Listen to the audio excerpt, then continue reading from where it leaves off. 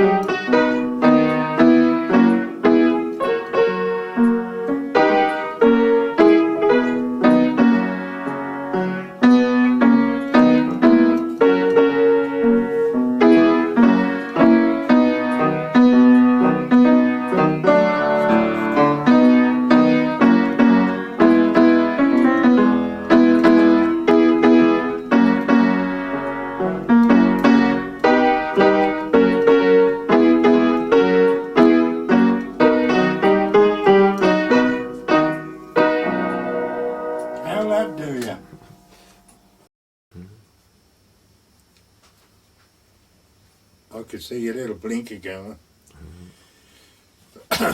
Well, I was working down Wetlocks, you see, after they were making in Nissen huts bound for Iceland, all asbestos Nissen huts, just the outsides, not the cargoes and stuff.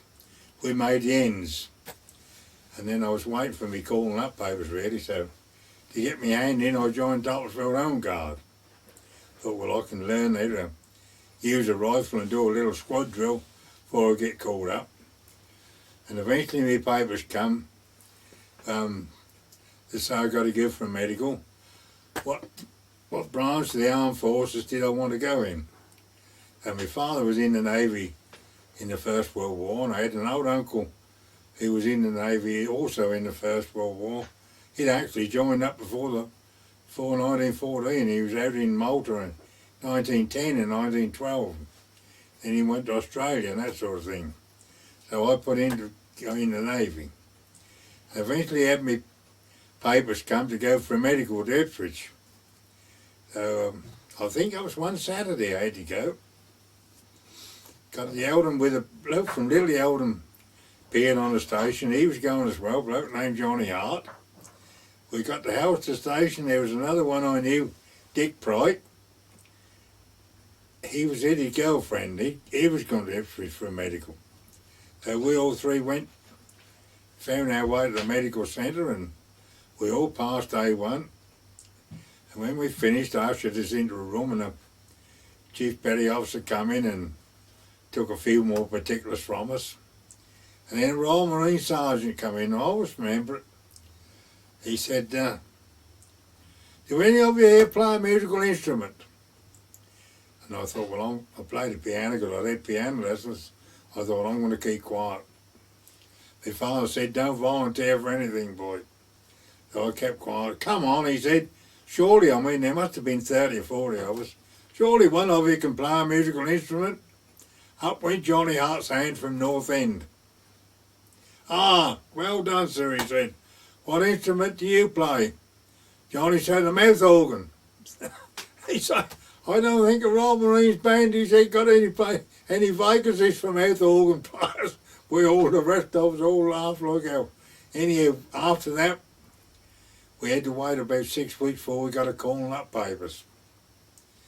And I had to report, my papers come. I got a report to HMS Glendower at Pwllheli, North Wales.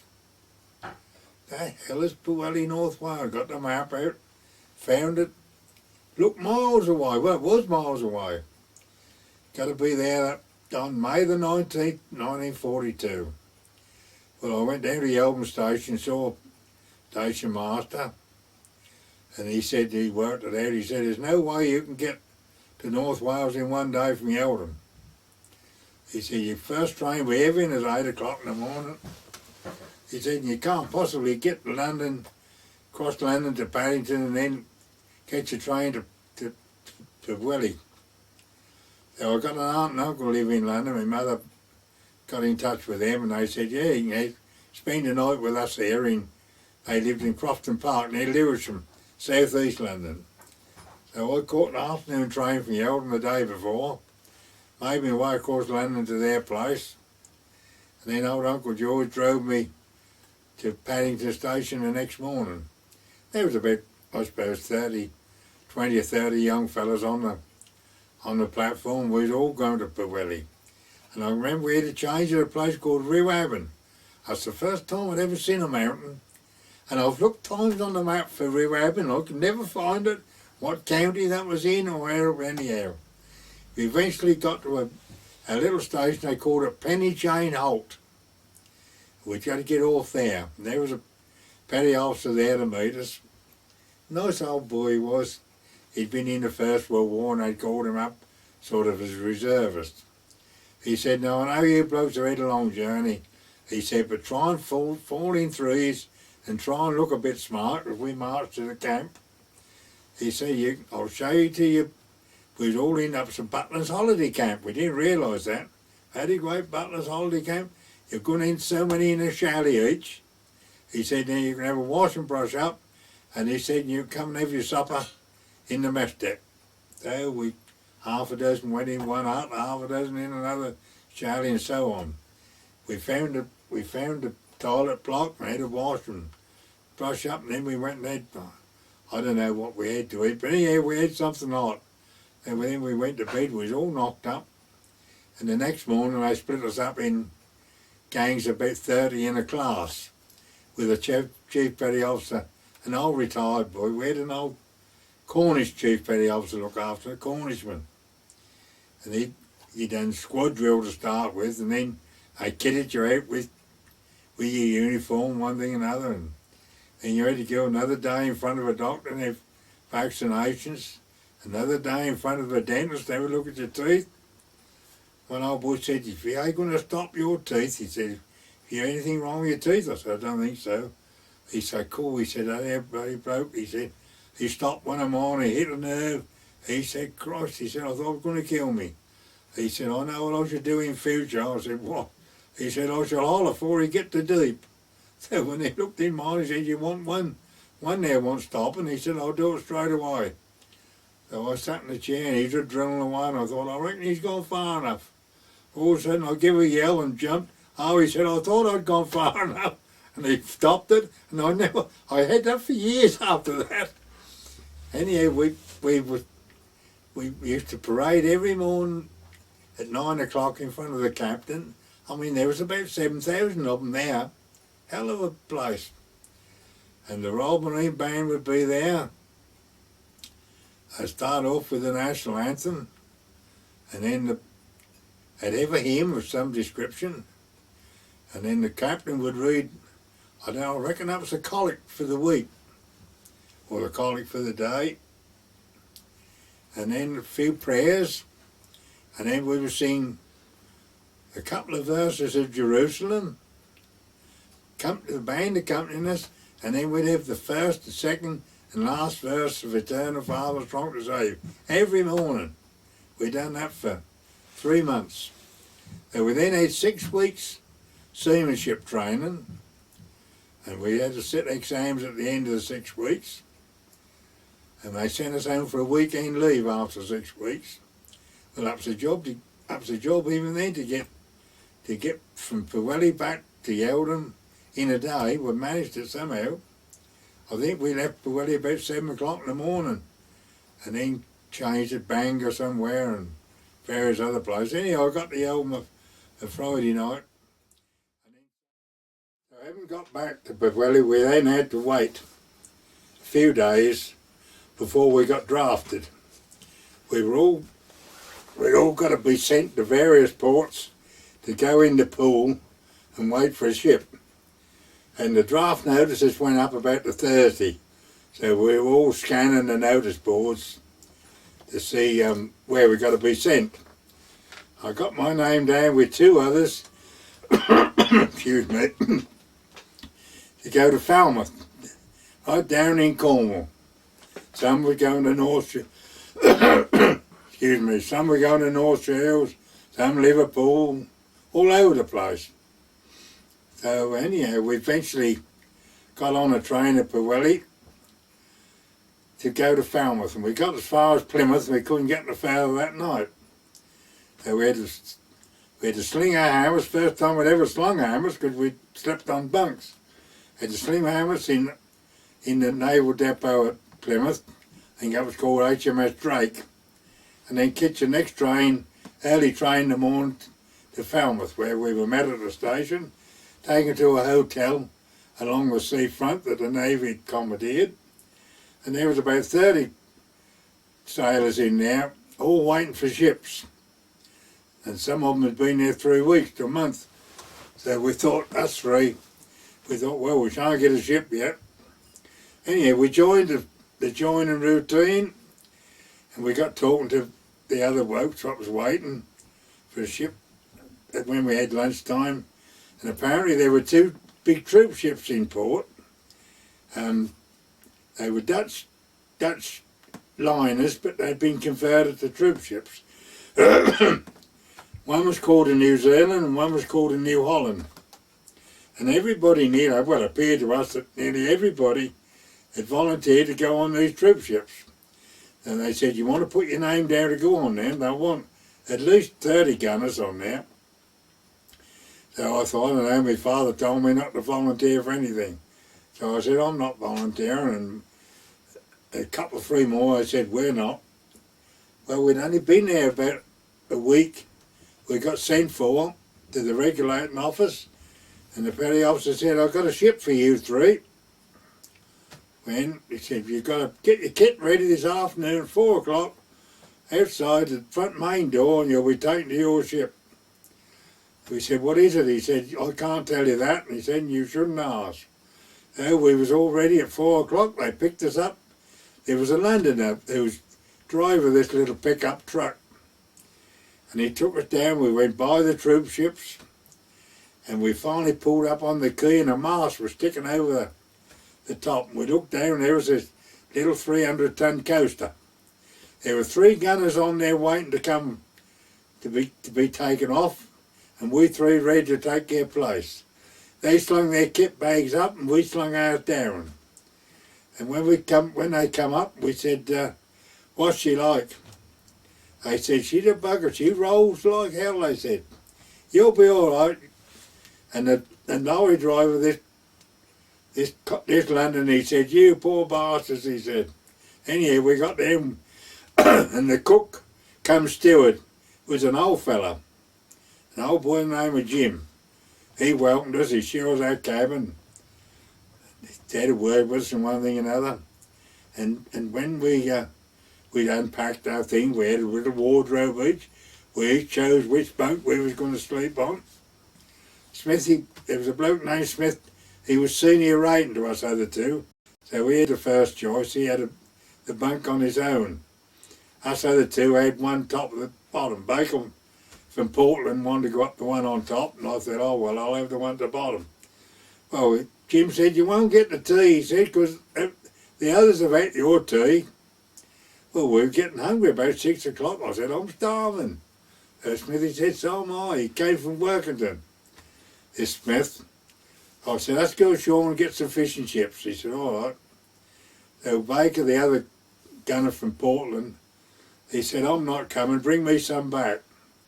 And me and Smithy went to the dock gates, and we saw the policeman on the dock gates, and we said, we've just joined the Empire Lily, that was called. We said, we're just going ashore for some fish and chips. He said, oh, all right. We said, I haven't got a dock pass. He said, that don't matter. So we went and we had some fish and chips and stood outside the fish shop and had them. Then we went and had a couple of pints of beer and dipped back to the fish shop to get Baker some. And we got back on board and we were sailing the next morning. And the next morning at 8 o'clock or 9 o'clock we let go and we sailed out into the English Channel. Cool, we were keen as mustard. We got the guns all manned, we were there ready. We were ready, we'd have got anybody to attack us, we were right on the ball.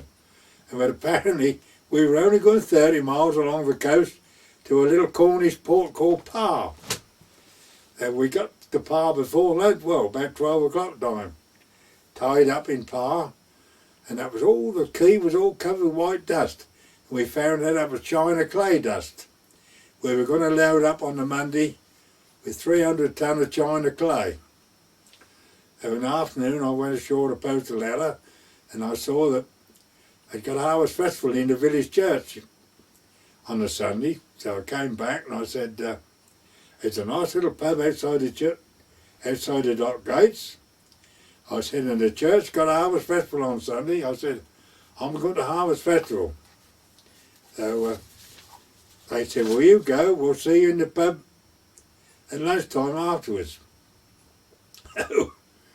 I went to church and I come out and I went in the pub, and there were the other two came in there about 10 minutes afterwards. And when we came back on board ship, the captain called us. He said, I want you three just a minute. He said, look, you can't all go ashore at once. One of you must keep aboard at all times. He said, I'm not being responsible for the naval guns or your ammunition. So you make it amongst yourselves who's going to stay aboard. But there must be one here at all times. So we said, all right, well, we didn't know. So that night I said, I'm going for a drink. No, we didn't. We didn't go ashore that night. The Sunday I went to Harvest Festival and met them in the pub. And we come back and had our dinner, met one in the pub. And at night time I said, I'm going for a pint. Smithy said he ain't got the money. Baker didn't want to come. And I said, look, I've got 10 bob. I said, that'll be enough, because I think beer was about 8pence a pint then, I think, old money. So Smithy said, look, I've got a lad to write, I'll join you there. So I went in the Par in all on my own. It was fairly full up, about 8 o'clock at night, and I had a pint and gave this barmaid a 10 bob note. Whether she took a fancy to me, I don't know, but she gave me change for £1. And I thought, what have I got to do? I thought this £1 is going to do us more good than change for 10 bob. So I watched pints and I waited till I stuck a 10 bob in my sock, put the change in my pocket. Smithy came in and I said, yeah, go and get yourself a pint. And I noticed somebody changed a £1 note. I thought, well, she won't know what happened then. So when we sat down quiet, I said, we can drink up, Smithy. I said, I'm 10 bob better off than I was when I come in. About 42 years later, I went back there, went in the same pub, and I said to the landlord after I'd ordered our drink, I owe this pub 50 pence. I said, 42 years ago, I said to the landlady or the barmaid, give me 10 shillings too much. I said, and I've been on my conscience ever since, there's the 50 pence. He said, well, there's 3 charity tins, take a pick. So I shoved it in one. And he said, what about the interest? I said, I got news, mate, I never invested it. Anyhow, we came back to Falmouth to wait for a convoy after we'd loaded up. Falmouth to wait for a convoy. And we sailed out of Falmouth on a Friday afternoon or Friday evening to join the convoy, and there was a gale blowing outside. And we went round Land's End that night, and hell was it rough. We were all seasick. I never have felt so bad. We're going up the west coast, and the Sunday morning we got off the mouth of Bristol Channel, and the skipper felt so sorry for us. He left the convoy and he pulled into shelter of Lundy Island, dropped anchor, and he sent word down. He said, well, most of the crew were all seasick as well. He said, we're going to have 24 hours here till the storm blows itself out. He said, and we'll then carry on our own. He said, we'll have to leave the convoy altogether. We said, tell those gunners, he told us to it, he said, tell those gunners to have dry toast, even if they only keep it down 5 minutes. That'll do them good. We had a few bits of dry toast, and old Jim, the cook, he collared me. He said, I can tell, he said, you're a cut above the other two. He said, you'll be able to give me a hand if I want it, won't you? Of course I fell for that. I said, yeah, of course I will, Jim. And I found out what he meant, give him a hand, was to peel about a bucket full of potatoes nearly every morning. Anyhow, we left Lundy the Monday or the Tuesday and went up the west coast all on our own. The convoy had long gone. And we took our china clay to Preston, up the river, sailed by Blackpool Tower, up the River Ribble, tied up in Preston and unloaded, then loaded up with coal, came back to Falmouth or Truro, and that was more or less the trips we'd done. We were laying on anchor one night at Milford Haven. One Sunday night, all nice and quiet, and I went up on deck to get a bit of fresh air before we turned in, and leaning over the rail listening. There weren't many sailors going about. Now and again you'd hear an old seagull cry, and I heard a knock on the skipper's door, because the captain's cabin door was sort of deck level, and I heard a knock, and I heard an old man, he was a Scotsman, and the chief mate was a Scotsman. They'd been fishermen from Bucky. They went to school together, so they'd been mates all their lives, sort of thing. I heard him say, come in, and old Jim, the steward, he said, I heard him say, got your cocoa, sir? Oh, thank you, Jim, put it down there. Anything else you want, sir? He said, no, thank you, Jim. Good night, sir, good night, Jim. I thought, oh, Jim said he took the old man a mug of cocoa every night, about 9. And that went several minutes, and I had the old cabin door open on the deck. And I had him put the hook on the door. I thought, the old man's coming out there, and then the hook went on. And then he instead of going to the toilet to unload himself, to relieve himself, he done it out through the door onto the deck. I thought, Daddy, old bugger you. Anyhow, I waited till he finished and shut the door, and I went down below to the cabin. The other two lay there reading. I said, you know that dark stain across the deck? They said, yeah. I said, old man piddle out there every night. That's where that dark stain come from. Well, I never, they said. Well, a few days later a few weeks later, we was up in Silleth in Cumberland. And we went ashore to have a pint lunchtime. And like every village or every town, there was an old scrap heap where old bicycles and old bedsteads was all chucked. Somebody would come along, I think, and clear them and melt them all down from munitions. And there halfway up his heap was a white enamel child's potty. I looked at that, I said, we ought to take that back. So I clambered up the heap and I got it, put it down the bottom of the heap, and I said, we'll hide it and we'll come tonight and pick it up and bring it home in the dark, take it on board in the dark. That's what I'd done. We hid it down below. We went ashore that night and had another couple of pints and retrieved this pot from the heap, took it and smuggled it on board and hid it in our cabin. Then we got to wait for the opportunity. And weren't many days we was at anchor again, and I said, are we going to put our we're going to put our operation into process tonight. They said, if you like. So all three of us went up on deck just before 9. And I said, who's going to put the pot in the place? They said, you're the main one that thought about it. You put it there. So I said, oh, all right then. So in our stocking feet, we stood on the deck. Had to knock on the door. Your cocoa, sir. Thank you, Jim. Anything else? No, thank you, Jim. Good night, sir. Good night, Jim. So I thought, now's the chance to go forward, quietly put it down what I thought was going to be the line of fire, so to speak. And we had the old man opening the door a few minutes later. Then we heard him start. He started and he stopped. He started again. And he stopped again. I mean, I don't suppose any of you have ever piddled in an enamel pot on a steel deck in the stillness of the night, but that made quite an unheary sound.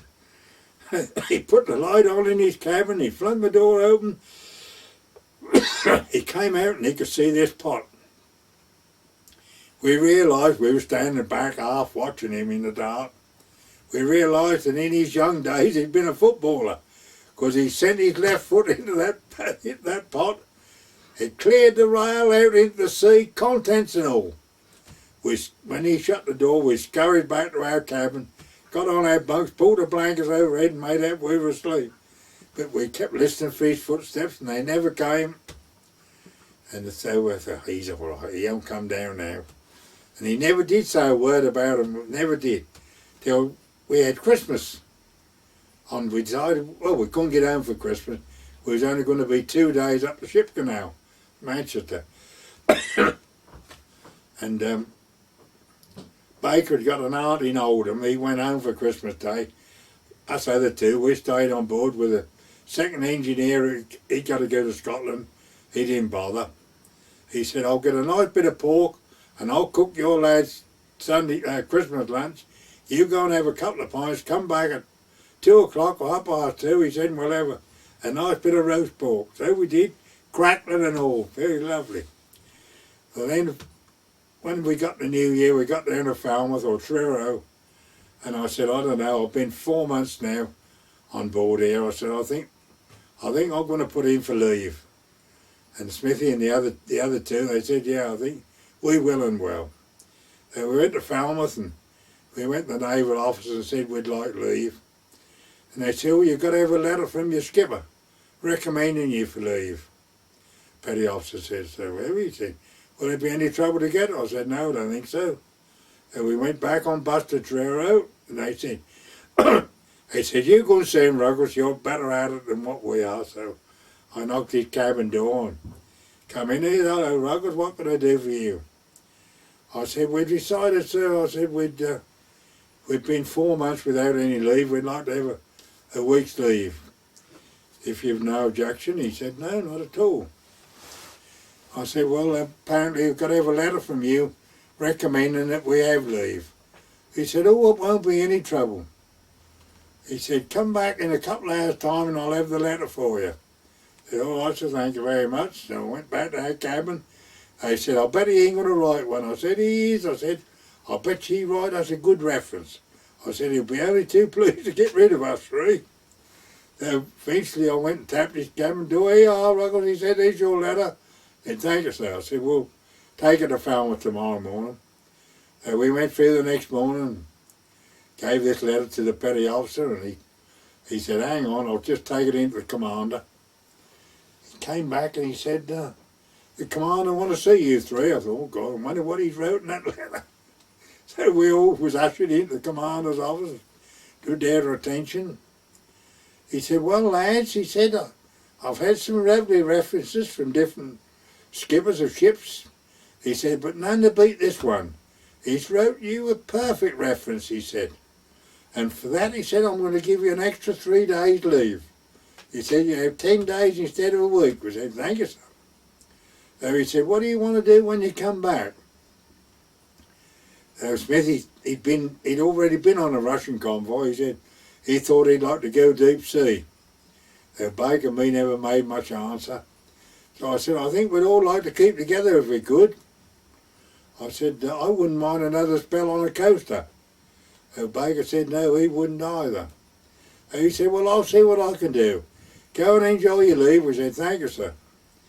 And when we got back from leave, that was when I heard Smithy in the railway station at Plymouth. I got as far as Plymouth that night, and the porter said, well, we had to go further. He said, you'll have to go and sleep in the waiting room. So I made my way down to where the little blue light's here and got my head down in there. And Smithy was one, he could always break wind. I used to say he can nearly play God Save the King with his backside. And I only just lay down and somebody broke wind the other end in the dark, and I said, is that you, Smithy? He said, yes, that you, Ruggles. I recognised the town. Anyhow, we got back to Falmouth and got in the pool waiting again for a ship. 2 days. Come on, I want to see you. And we got in front of the commander. He said, did you have a nice leave, you three? We said, yes, sir, thank you. He said, I've got a ship for you. He said, sorry, that's so quick. He said, that's a little Dutch coaster, he said, up at Truro. He said, the 3 gunners on there have misbehaved. He said, they've spent the night in prison and we've got to take them off.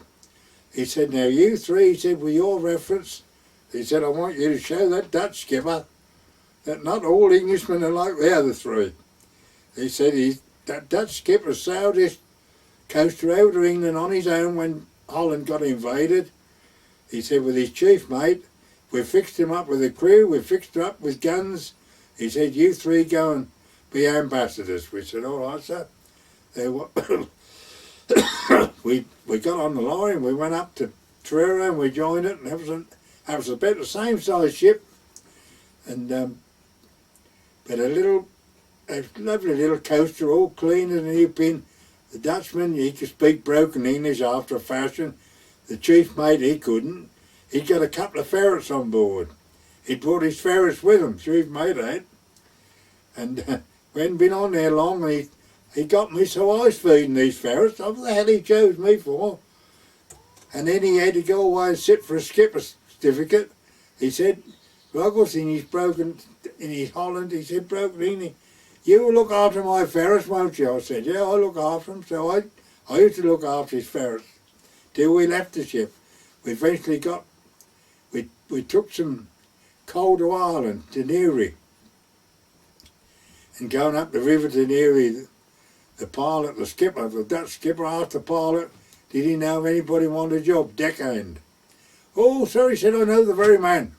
He said, the very man, he said, he's quiet, he said, young, strong, doesn't drink, he said, all his money home to his dear old mother, he said, single, he said, hard working. He said, send him along and I'll have a look at him. So young Paddy, as we called him, came along. And he joined us. We left Neary and went round the top side of the mountains and more to a little port called Dundrum. Got to Dundrum and we loaded up 300 ton of potatoes to bring back. We only just got out in Dundrum Bay and the ship broke down. We laid at anchor a week trying to get it to go, and eventually the engineers got the engines going on 2 cylinders. It took us nearly a week to come across the Irish Sea. We lived on potatoes for about 10 days, and when we come to Cardiff, and we tied up in Cardiff. I mean, the crew got a fortnight's money to have, so did we. But this little Irishman, this young Irishman, he drew his money and he went and had a shower and put his best suit on. He was going to have a look at the pictures, he said. 11 o'clock at night, he come back drunk as a lord. He couldn't get on board. We had to help him on board. And the next morning, we undressed him, put him in his bunk. We said, that pilot said you didn't drink or smoke. He said, that was me uncle. He said he wanted to get rid of me. He said he made out. He said, I drink. Oh, Paddy could drink like a horse, he could. So we had, several weeks on there, and you had to report your ship in Cardiff in front of a commander in the base. You just walk in and he'd say, what ship? And you'd tell him, and he'd look at him, yes. How long are you going to be here? Or when are you going to sail? We used to take it in turns to go, because we didn't want to get recognised if we could help it. finally, after about 5 weeks, he said, Union, how long have you been in here once, sir? I said, I think about a fortnight, sir. It seems longer than a fortnight to me, he said. Actually, I've spent 5 weeks. If you're not soon going to sail, he said, we'll have to take you off there. Can't have you pitting about in there. Well, in Cardiff Docks, they had a big dome-shaped building, which they trained gunners in there. They had a machine gun sitting on the floor with a high-pressure hose go to it, high-pressure, air block go through it. That you get behind there, pull the trigger, that would sound as though that was a machine gun. And then they'd flash a film on the roof if an enemy aircraft attacking you. You've got to recognise the aircraft, you've got to guess, and you've got your crosswires on the side, and in front of the aircraft would come a yellow dot, and you couldn't see it because there was a yellow piece of glass in your eyepiece. And I watched several of them come across. I thought you've got to look for that yellow dot if you can find it. Anyhow, when that was my turn, I thought, look about 2 foot in front of the plane and wait till the spot appear. Sure enough, I could see this spot, so I got my cross wires right on this spot, right the way across the roof, till I got out of sight. So I sat down, the petty officer said, what's your name? I said, Ruggles. And when that all had to go, he said, Ruggles? I said, yes. He said, have another go. So up I got again, and I thought, look for this yellow dot again. Sure enough, I could see it, and got my cross wires right above. He said, what were you in Civvy Streets? I said, I'm carpenter. Countryman, he obviously a countryman, I said, yeah. He said, can you come down here tomorrow? So I said, yeah. I went down the next day, called me up again. I could see the dot again, over I went. So he said, oh, all right. What ship you on? I told him, the Union. I went about a fortnight and a dispatch rider come on board one morning. Ruggles, I said, yeah. He said, you got a report at the dome, he said, this morning at 10 o'clock sharp. Have your best suit on, all your best clothes on. I said, why, what's on? He said, we got the Commander Chief of Western Approaches paying a visit to the port, and he wants to see the dome. And I've had orders that you've got to be there. So I went at 5 to 10 and got in, and this petty officer says, oh, Ruggles, I want you. There was about 20 of them there to have a go. He said, you get in amongst the others, he said, and he briefed all the others. He said, when the Commander-in-Chief comes in, he said, I shall call you all to attention. He said, you smartly stand up to attention. He said, and he'll probably say, carry on, petty officer. He said, and I shall say, right, next one up, and Ruggles, I want you to come up. Get behind that gun. I said, all right, sir. I thought, my God, I hope I can see that yellow dot. Eventually, the door opened, right, attention. We all jumped to attention, and in come this bloke, full of gold braid and brass buttons, one thing and another. And he took a salute off the petty officer, and he said, carry on, petty officer. I said, right, next one up, please. So up I jumped smartly, got the harness on, got behind his machine gun, and I started rolling this, and this plane come, and sure enough I could see the dot, right on the dot, right the way over. Right the way, and I got out of sight. Right out, thank you very much. And he said, well done, old commander, well done, petty officer. He said, you're training them well. Goodbye and good night, take us out. And off we went. He said, right out, we can all relax now. I was the only one to ever go. The others was, I think, nearly wearing themselves. I think they'd got a big called up. We hadn't been on there long. We've been there about a week after that. They come down and they said, we got a ship for you. I was sent on 1,000-tonner called the Empire Shoal. Smithy went on a Polish ship, and I don't know where Baker went, but about 6 months later I had a letter from Smithy. He was in Alexandria. He'd been torpedoed in the Mediterranean, he'd lost everything. And that's the only letter I ever did have. I never did hear any more. I should have really, I suppose, got in touch with his family at Workington, but I never did. Baker I did. Years later, I happened to go to Portland, and I thought, oh, I'm in Portland now. I know where Baker lived. I found his road and I found a number. I knew he lived in number 4, Spring Gardens, and I put a note through the door, who I was, and about a fortnight later I had a letter from London. His mother still lived there, but he'd married, lived in London, and he wrote me a letter from London to say, one of these times I'll come down in Essex to see you, but I never have seen him anymore. Anyhow, I had 4 months on this Empire Shoal. He was a nice ship. We used to go from Silloth in Cumberland to Drogheda in County Louth in Irish Free State. Take coal to a cement factory.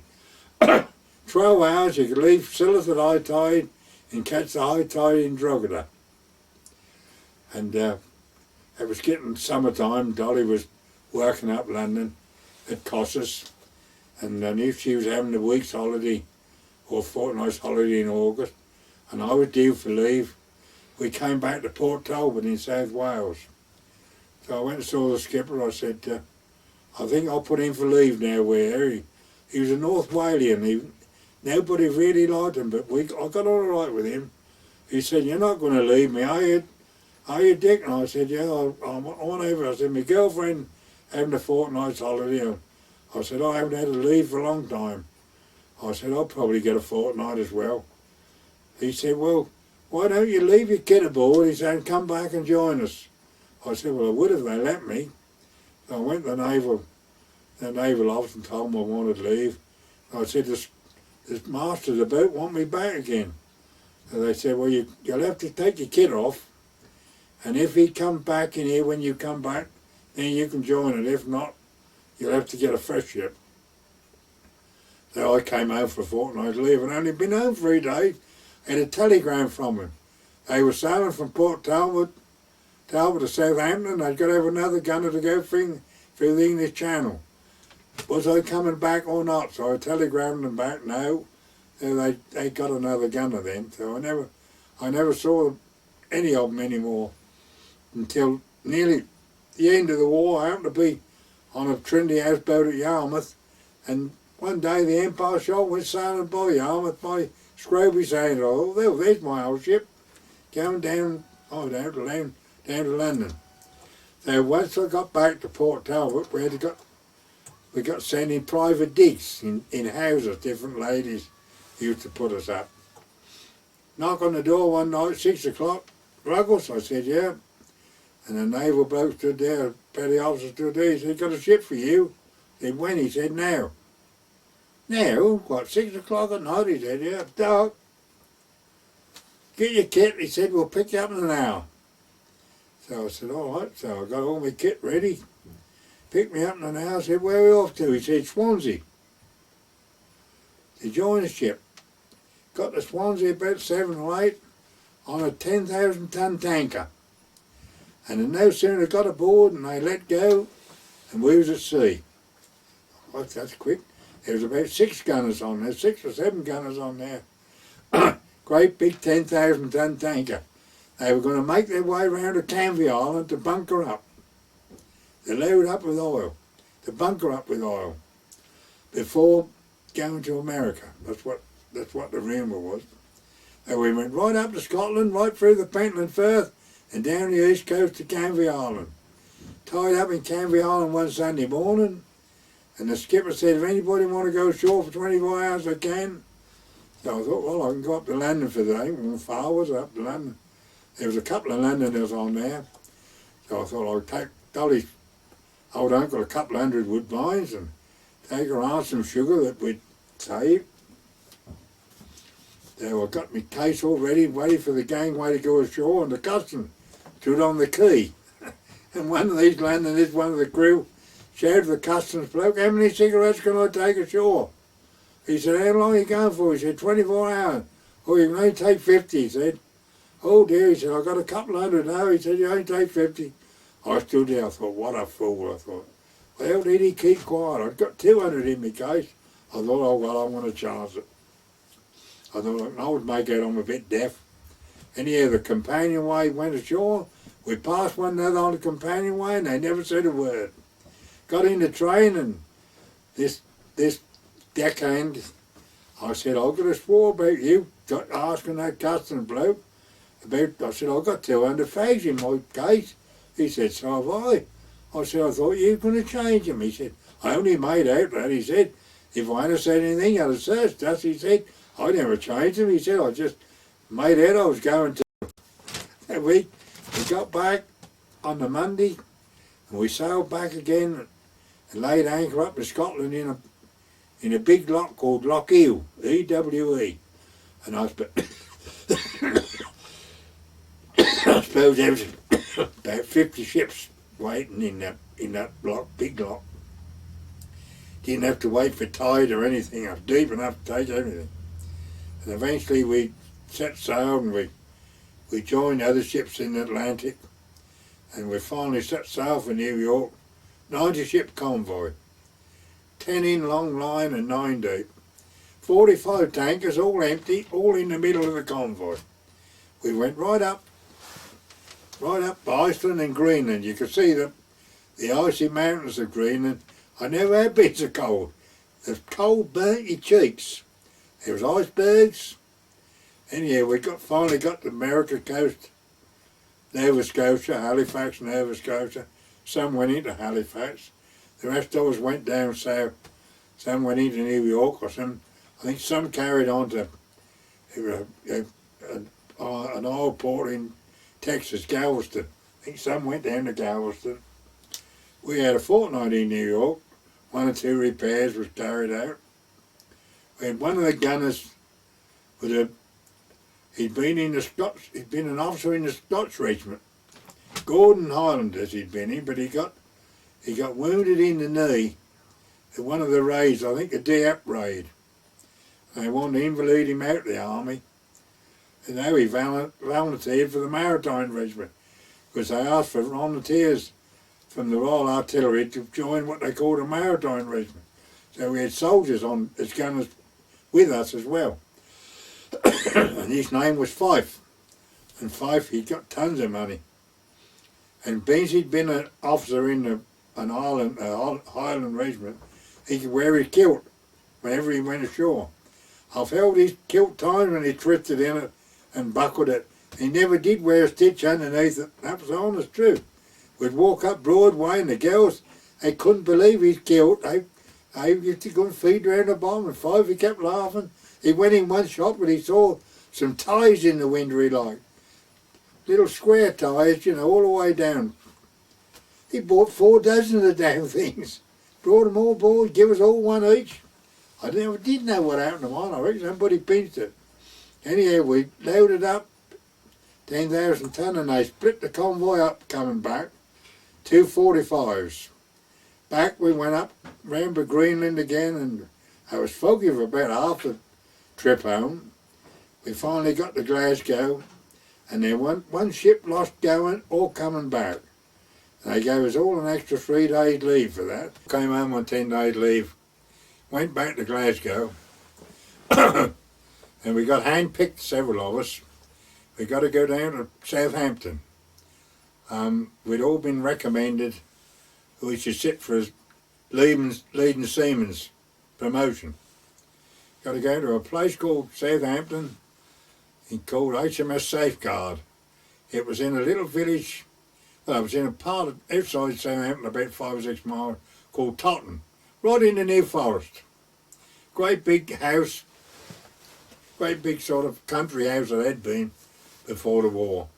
We was all in bedrooms there. It was about, I suppose, 15 of us went from Glasgow and picked a few up. There was a few more came from there. There was about 80 or 90 ratings there in various stages. And you had a month down there on this, what they called a refresher course. And you split up in various parties, a red watch, blue watch and a white watch. One had to do cleaning round there mornings and afternoons. Other ones had to go on lectures and new guns coming out and that sort of thing. And I was on a cleaning party one, hadn't been there many days. I was having to clean the loos out. And I always played the bugle about 10 o'clock in the morning to stand easy. Stand there 10 minutes smoking time. And I heard the bugle go, but I didn't smoke. So I was still in the toilets cleaning them out. And the petty officer looked in, he said, "Didn't you hear the bugle go, Jack?" I said, "Yeah, I heard it." He said, "Stand easy, you know." I said, "I know, but I don't smoke." I said, "I only got this one to finish." I thought, "Oh, damn it, I'll finish it while I'm here." He said, "What's your name?" So I told him, "Ruggles." He said, "Well, you should have your 10 minutes when you go." I said, "I know, but I don't make much difference to me." The next morning when we lined up, after we'd done, we watched the flag pull up and they played, you know, national anthem, one thing and another. And he got out and this same petty officer come along with his board. "Able Seaman Ruggles, yeah, one step forward." So I stepped one step forward. He said, "Report down to petty officer's mess." Hit the double, so off I went down to the petty officer's mess and asked for petty officer so-and-so. I got down there and I said, "I've been sent to ask for you." He said, "Oh yeah, you're the right and chief petty officer going to send down." He said, "You ain't afraid of work." And I had a lovely little number there every morning. I had just to go down there and dust round the petty officers. And they got a piano in there, and I dusted it one morning and played a little tune. One on poked his head in the door. He said, "You wouldn't like to come down tonight and play for us, would you?" So I said, "What you got on?" He said, "We got a little get-together." He said, "One of our blokes is leaving. We're giving him a little party." I said, "Yeah, I don't mind." He said, "All right, come at 9 o'clock. I said, "All right." At 9 o'clock I went and the beer was a-flowing. Well, some of them were getting free shoots in the wind. Like that. Got on the piano and they had a hell of a sing-song. Didn't finish playing till 12 o'clock. So after that I had a nice cushy little number there. Finally I come to the nitty-gritty. "You're going to sit for your leading seaman's badge." I said, "No, I don't want it." "Oh, come on," they said. I said, "No, I'm sorry, I don't want it." And I got a mate, Cunningham. Now there was an Admiral Cunningham in those days. Cunningham was a Londoner, East Ender. He said, "I don't want bleeding leading seaman." He said, "I ain't going to work." Had to go in front of the commander. He said, "No, I don't want to be leading seaman, so I'll keep able seaman if I can." He said, "What, with a name like Cunningham?" He said, "and you want to still stop an able seaman?" He said, "We can't all be admirals, sir." He said, "All right, you carry on." I followed him in. He said, "You going to be the same as Cunningham?" I said, "Yes, sir." "All right then." So back we went to Glasgow, and I spoke about a time. We got back to Glasgow on New Year's Eve, 1943.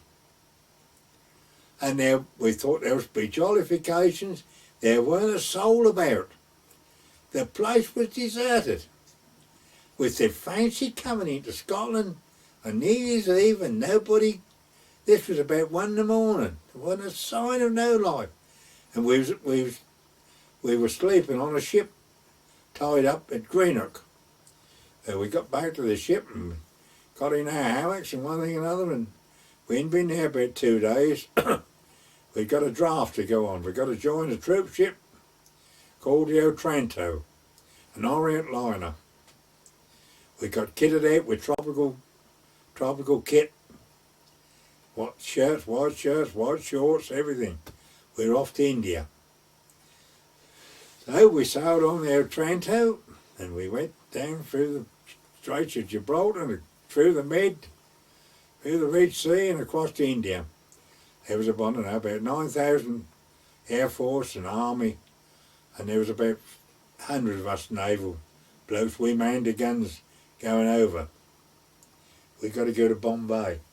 There were 50 Queen Alexandras, Royal Naval nursing sisters on board, and from 4 o'clock till 5 every afternoon, nobody had got to go on the top deck at all. The top deck was for these nurses to have a bit of fresh air and a stroll and chat together. There got to be no rating, no officer at all. Go on that top deck from 4 to 5. Anyhow, we finally made our way. Finally got to Bombay, and we disembarked there. We went up to a naval establishment called HMS Braganza. The Air Force and the Army blokes all got taken off and went to their various units. These Queen Alexander's Royal Naval nursing sisters joined another ship, bound for Colombo, Lord Louis Mountbatten's South East Asia Command headquarters. And 3 days out, 3 days out from Bombay, they were torpedoed, and the lot got drowned. The lot died. I mean, they were, honestly, that shook. It still brings tears to my eyes, even now to talk about it. Dreadful it was. The whole naval barracks in Bombay was right shook to this, to think they'd come all that way, and they was off down the last leg of their journey, and they suddenly got torpedoed going down to Colombo. Anyhow, been there a few days. I had a draft to join a ship in Calcutta. How are we going to get to Calcutta? So 5 of us went across country by train to Calcutta. 5 days in a train. All out and through the middle of India, where the little old kids would jump on the running board, pat their little empty bellies, we'd give them a few annas, off they'd jump. Pleased as hell, we got to Calcutta and got through the joining routine. 2 days later I got a ship, a Greek ship. It was an old coal burner. She was built on the Tyne in 1927. Her plates was nearly an inch thick, about 6 or 8 rivets riveting the plates, and the only snag was there hadn't been anything done to it for years. It was called the Mina El Cambanis, if you ever heard such a name. Mina, and then a dash, and then an L, and another dash, and Cambanis. All the officers were Greek. There was 5 Chinese firemen, there were 5 Arabs, and 5 Indians. We loaded with coal, which we took down to Colombo. And then we loaded up with stores, NAFI stores, back to Bombay. And they had a Portuguese East African as a cook, big old fat bloke. They never carved nothing. You had a great big lump of meat on your plate. But he got a little second cook, a little Chinaman. And I can even remember his name, Seanachie. He was a lovely little fellow, he was. So we got Yenny to show us how to make pancakes. And every night when that old Portuguese bloke had got out the galley, we used to go in and make ourselves about a dozen pancakes. There was about 5 or 6 of us gunners on there. All the officers were Greek.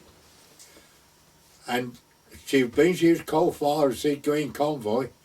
We'd catch the convoy up, we'd hold around with the convoy when the Chinese fired.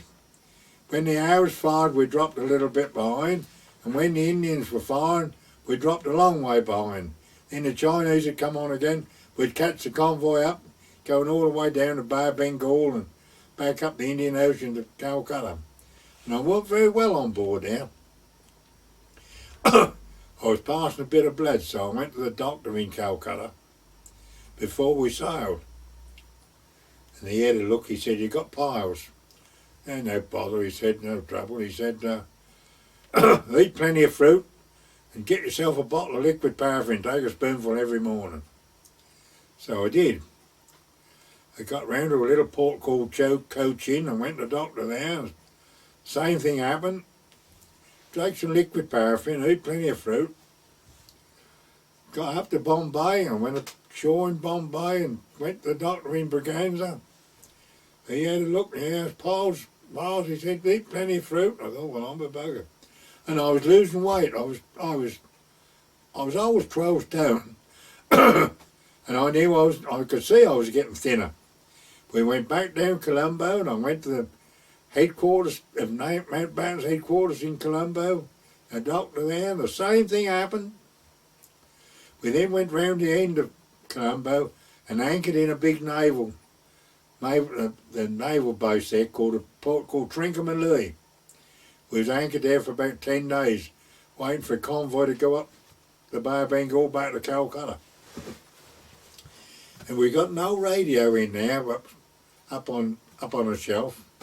We was having a dinner one day, and I said, "Listen, what's happening? Wait a minute." I stood on a stool, and that was D-Day, when we invaded France. I said, "Christ, we've just invaded France." They keep quiet together. We'd done about 5 or 6 miles. So I don't know who was in charge of us. He said, go and tell the old man. So I went up on the bridge and the Greek master stood there. So I said, excuse me, sir, have you heard the radio? He said, no. I said, we've invaded France. Have we? So I said, yeah. He said, look, don't take your ear. He said, go back to that set. I want to report every hour. So all right, they go back. I've gone 15 miles. I've gone 20 miles. That was how we went on. Then when we eventually got back to Calcutta, and I still wasn't very well, I went in front of the doctor again, and he had a look. He said, that's Piles. I said, you said that 3 months ago. Have I seen you before? And I said, yeah. I said, no, I'm losing weight. I said, I reckon I've lost nearly 2 stone. He said, well, obviously this Greek ship don't suit you. He said, well, we better take you off and have you under observation. So I got whipped off and got mucked in the naval barracks. They got a naval barracks right down near Calcutta Racecourse. So I got in there and nobody took any notice of me till I'd been there about a fortnight. And I was so ill during the night that there was about 3 or 4 in the room I was in. They got right worried. They went and got round to the sick bay at 7 o'clock in the morning, and the sick berth attendant come. He said, you'll have to come in our little hospital. They wheeled me there on a trolley, shoved me on the bed, and about an hour later the doctor come and he said, you'll have to go to the British General Hospital. We can't do nothing for you here. And they lugged me in a lorry to the British General Hospital in Calcutta. Went in front of an army officer, army doctor. He took my temperature and felt my pulse, one thing, Oh, he said, you're the first sailor we've had in here. Plenty of Air Force and plenty of Army. He said, you're the first matlow we've had in here. He said, you've got dingle fever. He said, we'll clear that up with some penicillin, he said, in about 5 days. Of course, the penicillin will put you right on that. He said, have you got anything else wrong with you now you're here? And I nearly said no. And for some reason I said yes. As a matter of fact, I have, so I said, I've been passing blood with emotions this last 3 or 4 months. Oh, he said, that'll be dysentery. He said, we'll do that after we cleared your fever up. And he was the first one that ever mentioned dysentery. And all them naval doctors were always Piles. He never even looked. He said, that'll be dysentery. They cleared me fever, and they found out it was anemic dysentery. There was several from, I was in this ward that got the same. He used to have a stomach washout every morning with a quart of hot soda water, and then they'd come round and pour a drug in you that you had to keep in at least half an hour. We managed to say, if you can keep it in longer, all the better. So we kept it in, and after about a month of this, we had a good examination. Oh yes, they'd all cleared up. I said, right, you've all got to go on convalescent now for a fortnight. I said, no, I don't want to go. I'll go back to the naval barracks. And this army doctor, he said, no, you won't, Ruggles. He said, you'll go with the rest. He said, you're not fit enough to go back to sea yet. You go with the rest. We went to a little seaside port down the east coast of India called Puri, P-U-R-I. I had big floods there a few years ago, and that was like all little bungalows, little chalet, little holiday resort that they'd taken over down there. We had a fortnight down. They said, look, you must play some sport or other every morning. Cricket, football, tennis, hockey, whichever you fancy. But you've got to get fit. I said, I'll play football. And first morning I could see the ball coming to me, and I thought, oh, this is easy. Before I knew it, I'd hit my legs and nearly knocked me over. I didn't realise how weak I was. Anyhow, we had a fortnight down, back to Calcutta Hospital, and then back to the naval base. He said, there's a letter here. I'm suggesting to the naval authorities that they give you a month's job, easy job, sure job for a month at least.